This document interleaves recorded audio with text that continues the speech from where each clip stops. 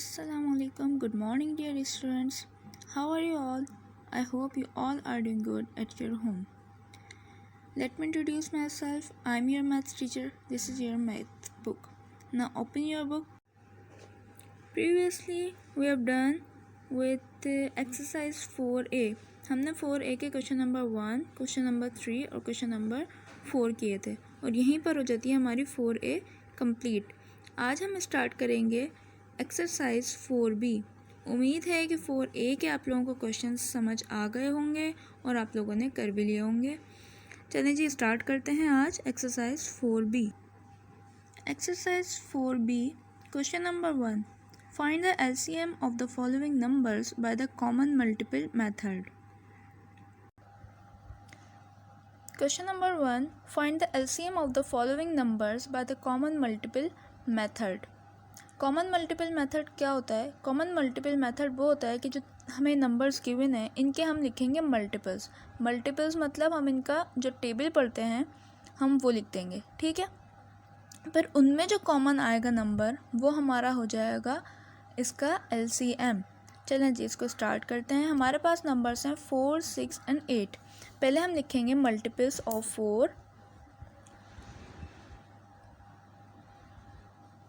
Multiples of 4 क्या क्या होते हैं हमारे पास? 4 के मल्टीपल्स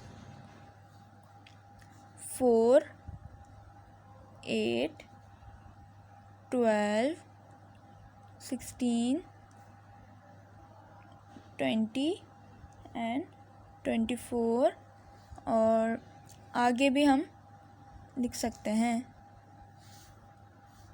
फिर हम लिखेंगे मल्टीपल्स ऑफ 6। 6 1 ज़ा 6, 6 2 ज़ा 12, 6 3 ज़ा 18, 6 4 ज़ा 24, 6 5 ज़ा 30, 6 6 ज़ा 36। हमने इसका टेबल भी 6 तक पढ़ा था, 4 का 6 का टेबल भी 6 तक पढ़ा। अब हम 8 का टेबल भी 6 तक ही पढ़ेंगे। अब हम लिखेंगे मल्टीपल्स ऑफ 8।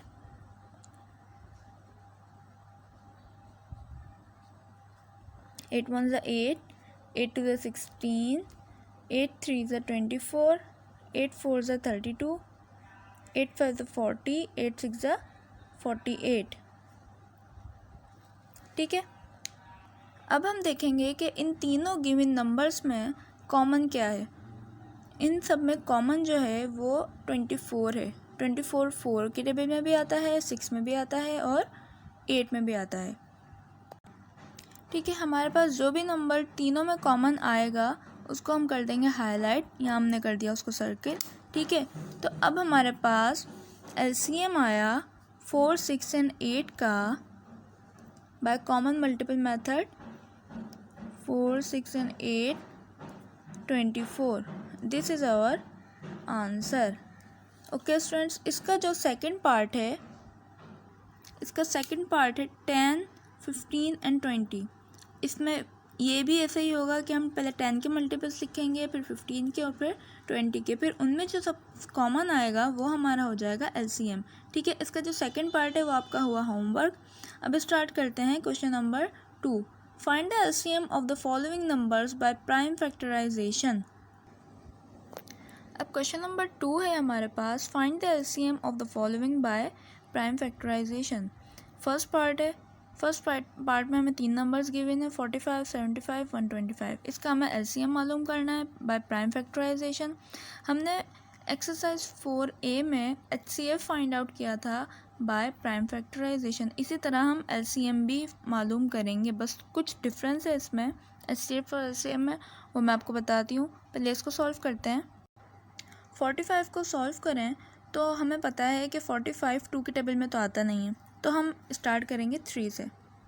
3 1 ज़ा 3, 1 कैरी, 3 5 ज़ा 15, फिर 3 5 ज़ा 15 एंड 5 1 ज़ा 5।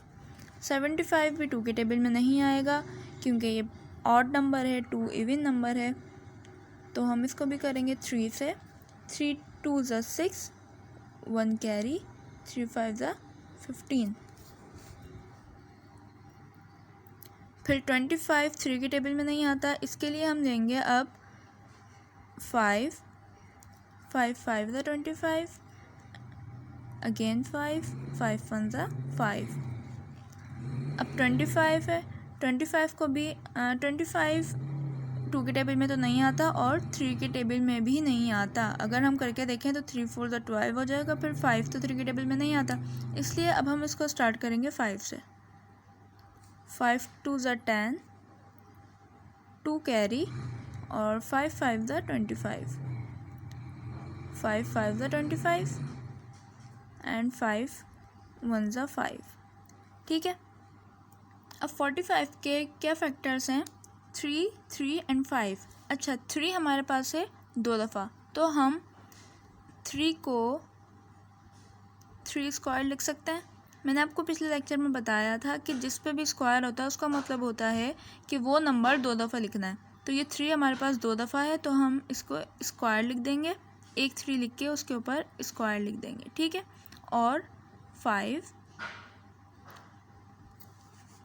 75 के फैक्टर्स हैं हमारे पास 3 एंड 5 2 टाइम्स है तो 5 स्क्वायर। 25 में हमारे पास है 3 दफ़ा 5, तो 5 के ऊपर हम लगा देंगे क्यूब। ठीक है, इसका मतलब किसी भी नंबर पे क्यूब आ जाए तो उसका मतलब होता है कि उस नंबर को हमने लिखना है 3 टाइम्स। तो ये 5 हमारे पास 3 टाइम्स है, तो हमने 5 पे लिख दिया क्यूब। ठीक है, अच्छा अब देखें, हमने जब HCF फाइंड आउट किया था तो हमने क्या किया था कि हम जो भी नंबर हमारे गिवन होते थे उनके जो फैक्टर्स आते थे उनको हम लिख के, और जो उन तीनों में कॉमन होता था उसको हम कर लेते थे सर्कल। ठीक है, इस तरह LCM में नहीं होगा। LCM में ये होगा कि जैसे 45 में 3 स्क्वायर मल्टीप्लाई बाय 5 है, बल्कि LCM में ये होता है कि जो भी हमारे पास फैक्टर हाईएस्ट पावर का होता है ना, हम वो लिखते हैं। जैसे 3 में सबसे ज़्यादा हाईएस्ट पावर कौन सी है? 3 स्क्वायर। यहाँ एक 3 स्क्वायर है, यहाँ 3 है। ठीक है, अब इनमें से हाईएस्ट पावर किसकी है? 3 स्क्वायर की, हम लिखेंगे 3 स्क्वायर। और 5 में सबसे ज़्यादा हाईएस्ट पावर किसकी है? एक हमारे पास 5 है, एक 5 स्क्वायर और एक है 5 क्यूब। तो हाईएस्ट पावर हमारे पास हुई 5 क्यूब की। जो भी हमारे पास नंबर होंगे विथ हाईएस्ट पावर वो हम लिखेंगे यहाँ पर। ठीक है, अब हम इसको करेंगे सॉल्व। 3 को 2 टाइम्स मल्टीप्लाई करें तो मतलब 3 को अगर हम 2 दफ़ा लिख के मल्टीप्लाई करें, 3 3 ज़ा 9 हो जाएगा। और 5 को अगर हम 3 टाइम्स लिख के मल्टीप्लाई करें तो 5 5 ज़ा 25, 25 5 ज़ा 125। ठीक है, अब 9 125 ज़ा 1125। ठीक है, ये हमारा हुआ आंसर।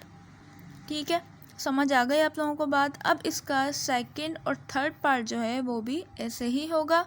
वैसे इसके टोटल 4 पार्ट हैं, लेकिन आप इन फर्स्ट मैंने करवा दिया, अब इसके अलावा सेकंड और थर्ड पार्ट आप लोग कर लिएगा। ठीक है, आज हमने किए एक्सरसाइज 4B के question number 1 and question number 2। Question number 1 का पार्ट 2 आप लोगों का होमवर्क, और क्वेश्चन नंबर 2 का पार्ट 2 और पार्ट 3 आप लोगों का होमवर्क। ठीक है, समझ आ गई आप लोगों को बात। ओके स्टूडेंट्स, इंशाल्लाह we will meet in our next video. Till then take care, अल्लाह हाफिज़।